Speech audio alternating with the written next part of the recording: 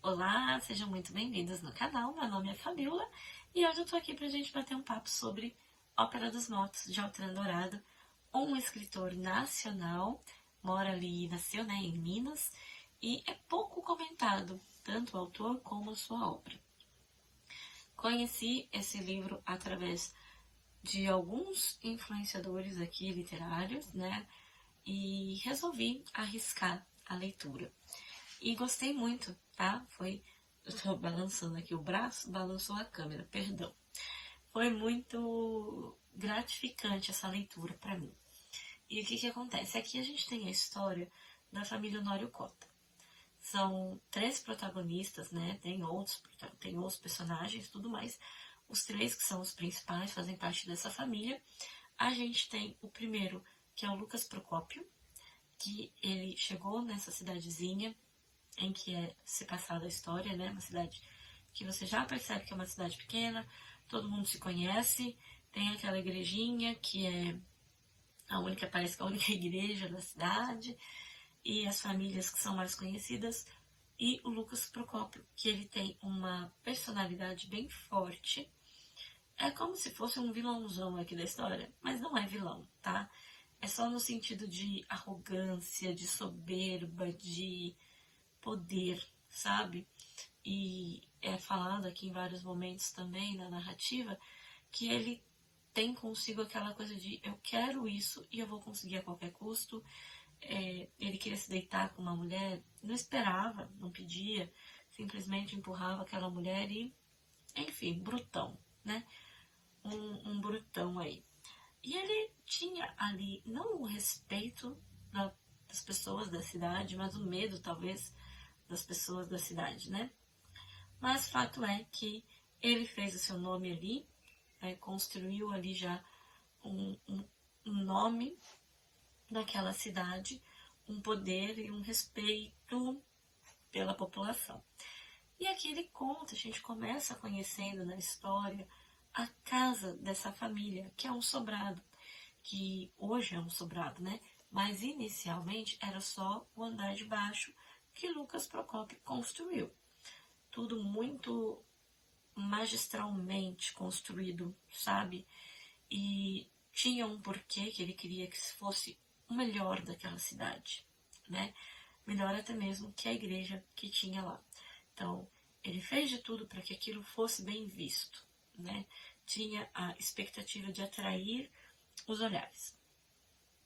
E, enfim, ele tem um filho chamado José Capistrano, que depois da sua morte assume, então,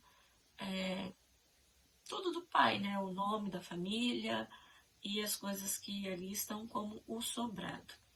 Só que José Capistrano quer deixar a marca dele ali também no sobrado, então ele vai lá e constrói o andar superior, tá? Por isso que se torna um sobrado. E aí ele é muito conhecido como coronel, tá? E aí o coronel ele constrói então o andar de cima e a casa passa a ser um sobrado. E esse andar ele não quer mudar a casa de baixo, como o pai construiu, mas ele quer fazer do andar de cima do jeitinho dele. E ele deixa bem claro aqui que ele respeita muito o pai e ele quer que aquilo seja a união dos dois.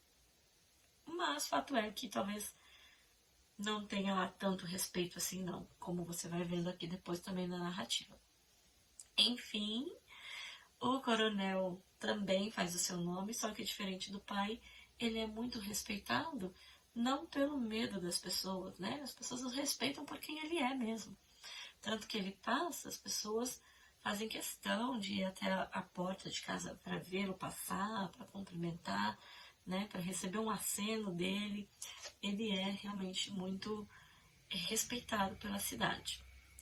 E ele também, casado, tudo, passa por uns momentos ali de tentar um herdeiro, né? E esse herdeiro nunca vem, até que enfim veio Rosalina. Lucas Procópio, ele teve uma morte mais trágica. O José, ele vai se definhando por conta da política. Ele entra na política e aí traições, né, galera? Política. Então, ele acaba sendo traído pelos seus amigos, pelos seus companheiros, e aí isso deixa ele bem recluso. Ele já começa a se excluir de todos e aquela alegria que existia no sobrado deixa de existir.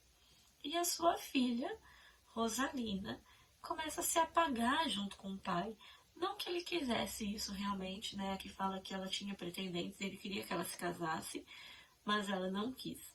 E piora a situação com a morte da esposa. Então, depois que a esposa morre, José Capistrano praticamente se definha dentro daquele sobrado. E após a sua morte, Rosalina sobra na história. E é aqui que a gente entra, de fato, na história da Ópera dos Mortos. Nós vamos acompanhar a história da Rosalina. Então, tudo isso que eu falei passa assim, bem no comecinho do livro, que vai mostrar um pouquinho do passado. E a gente vê nesse passado a ascensão dessa família, os momentos de glória dessa família. Porque sim, a história traz tanto o lado da glória como o lado da decadência da família, que vai estar junto com aqui Rosalina, tá? E a gente vê que a Rosalina, depois que o pai morre, também se fecha dentro do seu sobrado, pior do que o próprio pai, né? Ela nunca mais saiu de casa. Até que um dia aparece um rapaz lá, que é o José Feliciano, pedindo um emprego, e mora com a Rosalina apenas uma mulher, que é a Quiquina, que é meio que uma guardiã da Rosalina, a empregada, né, no braço direito ali dela, só que ela é muda, né? E aí o Feliciano tava lá falando com ela, sozinho, porque ela não respondia para ele, e com uma cara de poucos amigos. E ele fala, não, desisto de pedir emprego aqui, foi embora. Quando Rosalina vê, chama ele e enfim dá um emprego pro cara. E aí começa um drama aqui nessa história que a gente vai acompanhar muitas camadas dentro da história da própria Rosalina. Esse livro, ele trata muito sobre dualidade, né? Dualidade no sentido bem e o mal, o rico e o pobre, sabe? Essa dualidade. E a gente tem aqui o mal, que foi o Lucas Procópio, o bom, que foi o José Capistrano. A gente tem aqui também a dualidade do sobrado imponente, da casa imponente, cheia de poder, do Lucas Procópio, e uma casa mais revigorante, mais alegre, mais cheia de vida, do José Capistrano. A gente tem também, num sentido geral, um momento de ascensão daquela família no passado e a decadência da família no presente. Então nós temos aqui essas dualidades. E mais para frente na história vai ter outra dualidade muito importante que sobre a própria Rosalina. Vou parar por aqui. Não vou me falar mais sobre ela, sobre essa dualidade, porque eu acho que é interessante você ler para entender. E o José Feliciano, ele entra no momento da história, como a gente já viu, a Rosalina está trancada ali no sobrado, ninguém nunca mais viu ela. E a cidade toda tem uma curiosidade absurda para saber o que acontece ali.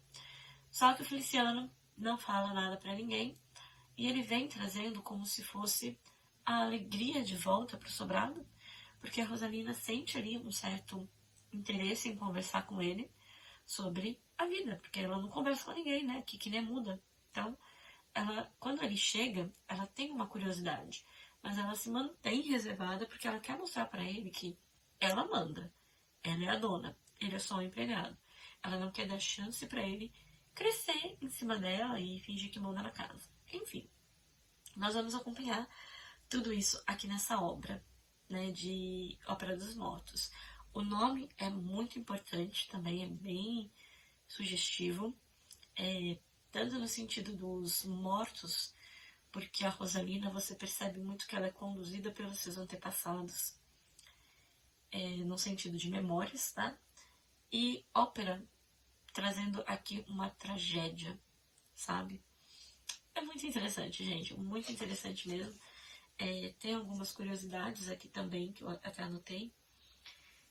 O próprio sobrado, ele passa a fazer uma parte muito importante da história, que num dado momento eu até achei que ele era como se fosse uma personagem da história, de tão presente que ele era ali, né? Mas ele traz como um símbolo mesmo, muito importante para a narrativa, assim como o relógio, que marca o tempo das mortes. Cada vez que um morria, um relógio ficava parado lá na casa, e tem toda uma pressão em cima disso também na história, que é muito legal. E aqui a gente então acompanha essa trágica história, e trágica no sentido de um drama mesmo, né, gente? Não porque tem grandes tragédias aqui, mas porque o próprio autor coloca a história como uma tragédia. Como se fosse uma tragédia grega, ele traz aqui como uma tragédia, tá? Então fica a minha recomendação de Ópera dos Mortos de Altrando Dourado. E eu vi um vídeo recentemente de um rapaz chamado Rodrigo Leão. Eu vou deixar o link dele aqui embaixo, que ele fala sobre esse livro aqui. E ele traz uma visão bem diferente, trazendo ali até uma analogia com a própria Bíblia, e não por acaso, intencionalmente pelo autor. Então vale a pena você assistir também a resenha dele, tá? Vou deixar linkado aqui embaixo. O vídeo de hoje é isso, é sobre aqui Ópera dos Mortos de Altrando Dourado. Fica a minha recomendação de mais um livro nacional para você. Antes de nos despedirmos, eu vou pedir para que você se inscreva no canal, caso não seja inscrito, compartilhe esse vídeo se você assim desejar, curte, deixe um comentário, qualquer comentário, gente, já é válido para mostrar uma relevância aqui no vídeo, tá bom? Muito obrigada e até o próximo.